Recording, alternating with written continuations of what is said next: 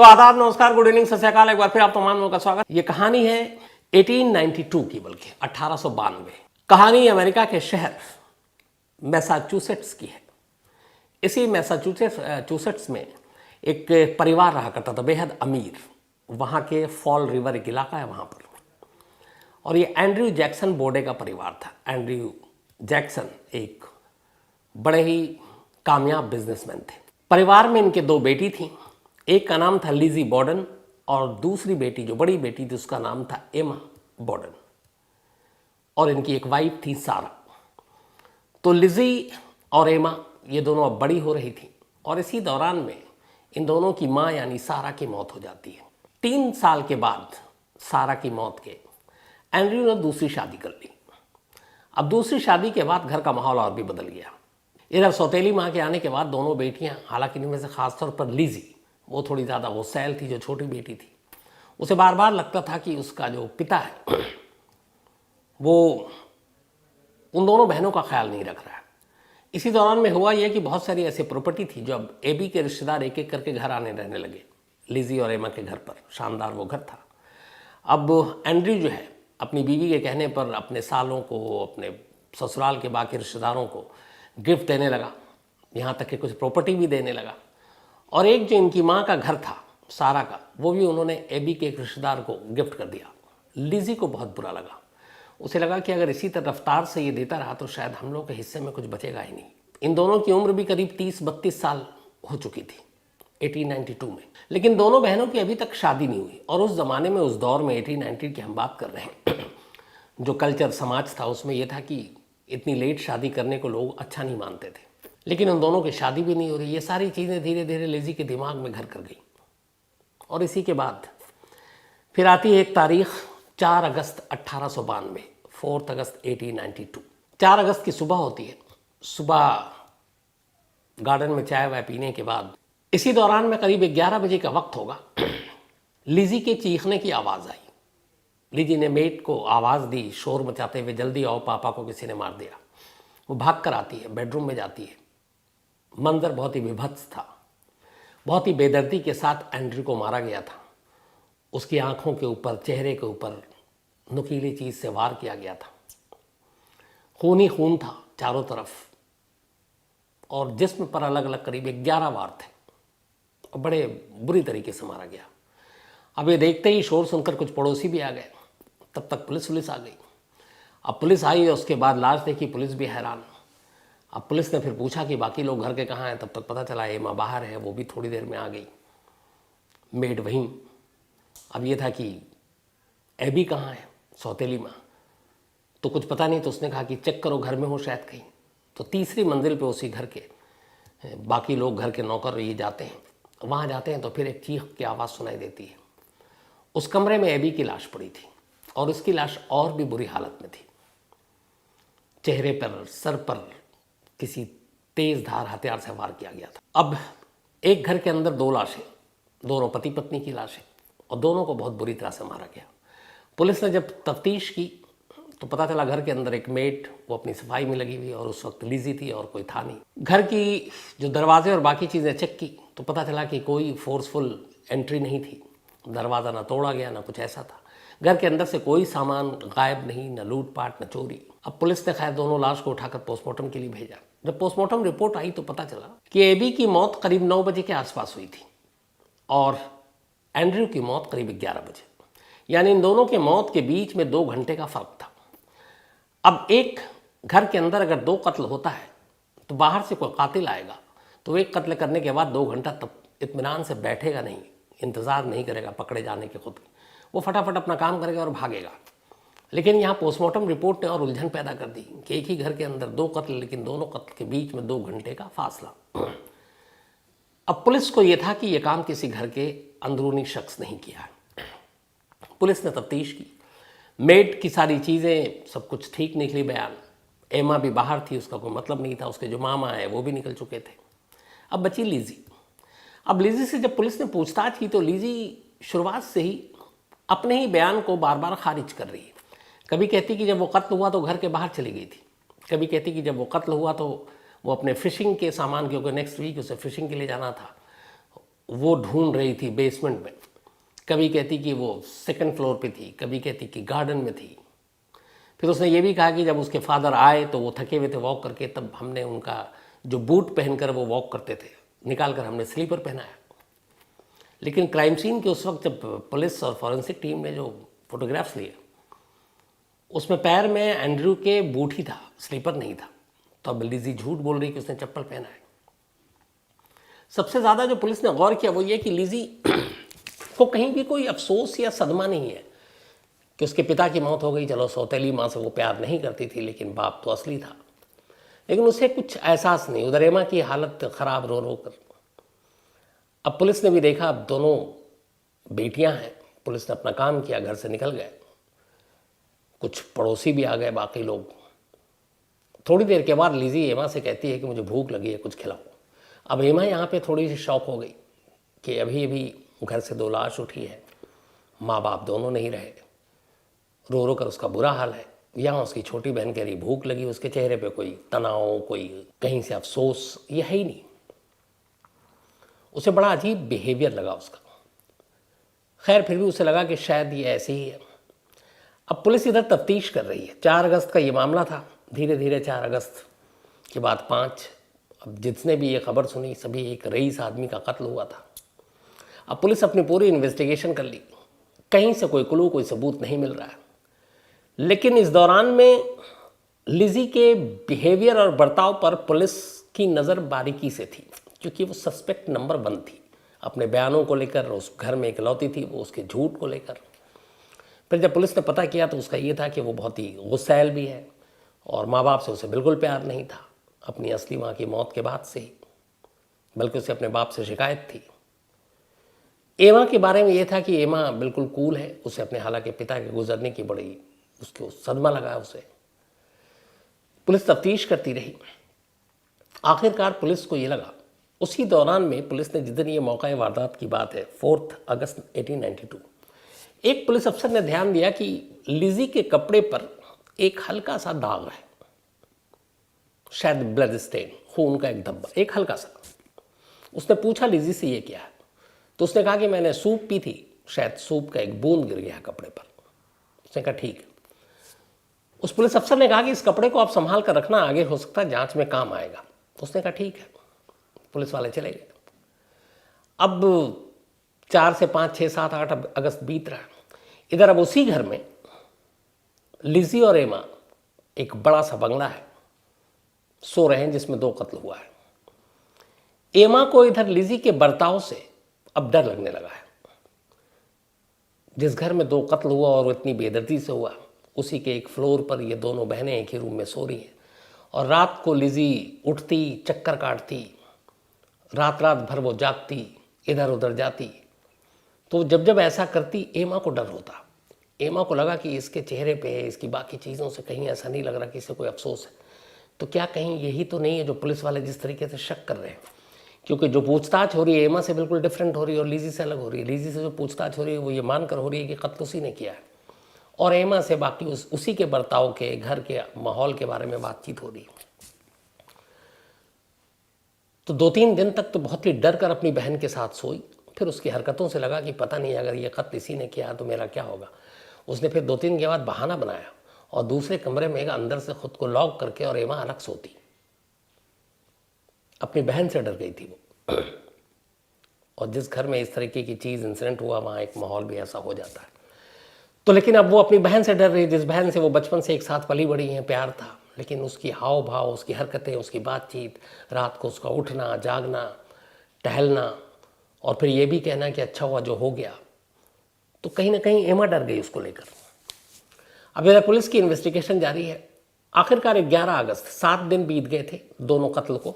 11 अगस्त को fall river police ने यह तय किया कि कोई भी और सस्पेक्ट नहीं है, बाहर से कोई कातिल आया नहीं है, जो भी है घर के अंदर का है, और जितनी भी चीज़ें इशारा कर रही हैं वो लिज़ी की तरफ कर रही हैं। और ये 11 अगस्त को ऐसा क्यों हुआ, उसकी वजह एक और थी कि पुलिस को ये पता चला कि जब ये 4 अगस्त को कत्ल हुआ और एक पुलिस अफसर ने वो दाग देखा और उसने कहा कि ये कपड़े जो है इन्वेस्टिगेशन में है, इसको आप संभाल कर रखना, हम ले जाएंगे। अब उस वक्त तो उतार नहीं सकते थे। तो पुलिस इन्वेस्टिगेशन की आती रहती थी। 5 अगस्त को जब एक पुलिस की टीम घर में घुसी तो उसने देखा कि लिजी किचन में है और किचन में वो उसी ड्रेस को आग के हवाले करके जला रही है जिस पे एक दाग था। अब पुलिस ने कहा कि ये आप कपड़े क्यों जला रही हो, ये एक इन्वेस्टिगेशन का पार्ट है। उसने कहा नहीं, इस पर पेंट लग गया था और तो उस घर में कुछ वक्त पहले पेंट भी हुआ था। उसने कहा एक ताज़ा पेंट था वो लग गया तो इसलिए आप किसी काम का नहीं। और जब तक वो पुलिस वाला पहुंचा तब तक वो कपड़े जल चुके थे। अब पुलिस के दिमाग में ये था कि एक एविडेंस हो सकता था कि वो सूप का निशान ना हो, ब्लड। और पुलिस बार बार जब लिजी से पूछताछ कर रही थी तो उसके हाथ, शरीर के कपड़े जो उसने पहने हुए थे, जूते, चप्पल, हर चीज़ पे ध्यान दे रही थी। यहाँ तक कि उसके कमरे में जा जाकर उसने तलाशी ली, लेकिन कहीं से भी कोई ब्लड स्टेन, खून के निशान, ऐसी कोई चीज़ नहीं मिली, हथियार नहीं मिला। और इसी बीच में एक रोज़ ये भी हुआ कि एमा ने एक दिन देखा, वो ढूंढ रही है 11 अगस्त से पहले, और वो देखी कि अचानक वो कहीं नहीं है लिजी। वो घबरा गई तो ढूंढते ढूंढते बेसमेंट में पहुंच गई। जब बेसमेंट में पहुंची तो उसने देखा कि लिजी वहाँ कुछ धो रही है, पर उसे दिखाई नहीं दिया। इसके बाद उसने पूछा क्या, उसने कहा नहीं, कुछ हम फिशिंग के इक्विपमेंट्स हैं वो सब धो रहे थे। वो चली गई।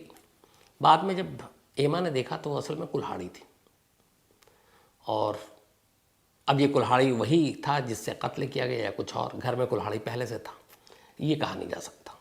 तो खैर ये सारी चीज़ें थी, पर एमा ने ये बात पुलिस को नहीं बताई, क्योंकि एक तरफ उसे अपनी बहन से प्यार था और दूसरी तरफ ये भी था कि पता नहीं ये कातिल है कि नहीं है, कोई सबूत नहीं था। आखिरकार 11 अगस्त को पुलिस ने लिजी को अपने ही माँ और सौतेली माँ और बाप के कत्ल के इल्ज़ाम में वारंट लेकर गिरफ्तार कर लिया। गिरफ्तार करने के बाद केस यही बनाया कि इसने अपने माँ बाप का कत्ल किया क्योंकि इसका पिता इसका ध्यान नहीं रखता था, सौतेला सलूक करते थे, हम माँ भी। तो 11 अगस्त 1892 कत्ल के एक हफ्ते के बाद लिजी को गिरफ्तार कर लिया गया। जैसे ही ये खबर आई कि एक रईस शख्स जिसके पति पत्नी का कत्ल हुआ और उसकी बेटी ही कातिल है, पुलिस ने गिरफ्तार किया। पुलिस ने अपनी कहानी बताई कि इन दोनों को हथौड़े से, बल्कि कुल्हाड़ी से मारा गया था, एक्स, और इसका नाम वही दिया गया था।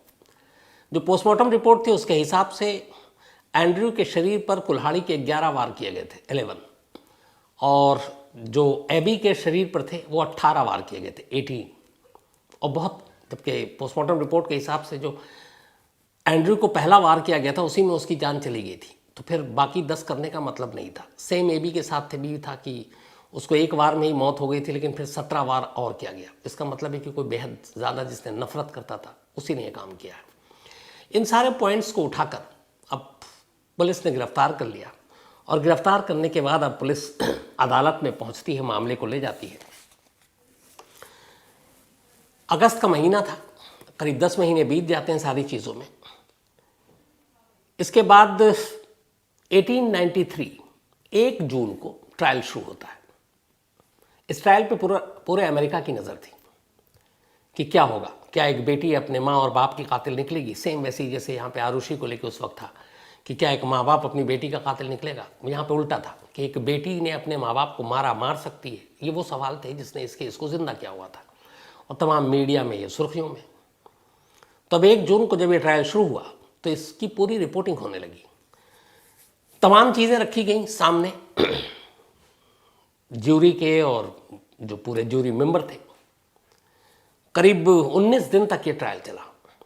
19 दिनों में पुलिस ने अपनी पूरी कहानी सुनाई, और कहानी यही थी कि बेटी अपने बाप से नफरत करती थी क्योंकि माँ की गुजरने के बाद दूसरी शादी की थी, और अपनी सारी प्रॉपर्टी अपने ससुराल बीवी, जो दूसरी बीवी है, उसके घर वालों के लिए कर रहे थे। हमारे सारी प्रॉपर्टी जा रही थी, हमारी देखभाल ठीक से नहीं कर रहे थे, रिस्ट्रिक्शन था, बाकी बच्चों की तरह आज़ादी नहीं थी, हम पार्टी नहीं कर सकते थे, हमारी शादी नहीं हो रही थी। फिर वो कपड़े का कि एक दाग मिला लेकिन वो कपड़ा जला दिया, ये सारी चीज़ें थोड़ी रखी। तो ये था कि एक बेटी ने अपने माँ बाप को कुल्हाड़ी से मार डाला। अच्छा, ये 1 जून को ट्रायल शुरू हुआ था। इत्तेफाक से ट्रायल शुरू होने के 5 दिन के बाद इसी फॉल रिवर में एक और कत्ल होता है, और इस बार भी ये कत्ल एक एक्स यानी कि कुल्हाड़ी से किया गया था। अब जैसे ये 5 दिन के अंदर अंदर ये कुल्हाड़ी से एक दूसरे कत्ल की बात आती है, बात ज्यूरी तक पहुंचती है, मीडिया में भी थी। अब ये था कि अगर अच्छा, ये कत्ल एकदम सेम हूबहू उसी तरीके से था, बहुत ही बेदर्दी से। अब यहाँ पे ये सवाल एक उठा दिया गया जो लिजी बॉर्डन के वकील की तरफ से कि एकदम सेम कत्ल है। तो हो सकता है कि सेम कातिल हो जिसने मिस्टर एंड मिसेस बॉर्डन का कत्ल किया हो, जबकि हमारी जो मुवक्किल है वो तो पुलिस हिरासत में है, तो वो कत्ल कर नहीं सकती। तो अगर वो नहीं कर सकती तो फिर ये कातिल बाहर कौन है? और ये ज़रूरी तो नहीं है कि वो एक ही कत्ल किया, उसने उन दोनों का भी कत्ल किया हो 4 अगस्त को। अब यहाँ पर ये एक शक की बीज बो दी गई। ज्यूरी को लगा कि ये बात सही हो सकती है क्योंकि लिजी तो अंदर है। अब ये सारी चीज़ें होती रही, बहस चलती रही। 19 दिन के बाद 20 जून 1893 20 जून 1893 को ज्यूरी ने अपना फैसला सुनाया।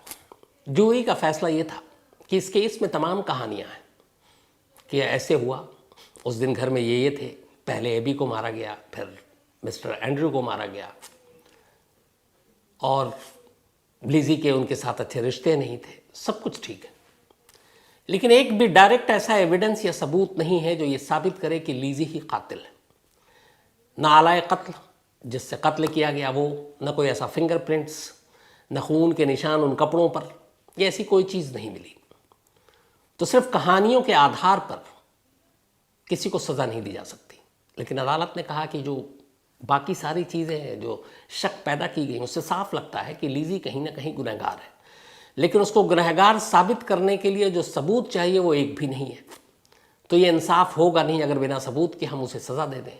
लिहाजा ये ज्यूरी जो है लिजी बॉर्डन को रिहा करती है।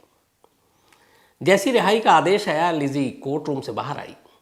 मीडिया के लोग थे और उसने बाकायदा उस वक्त एक कोट दिया था कि I am the happiest women in this world. मैं दुनिया की सबसे ज़्यादा जो खुश होने वाली महिला हूँ वो मैं हूँ, इस सबसे ज़्यादा खुशी मुझे इस वक्त।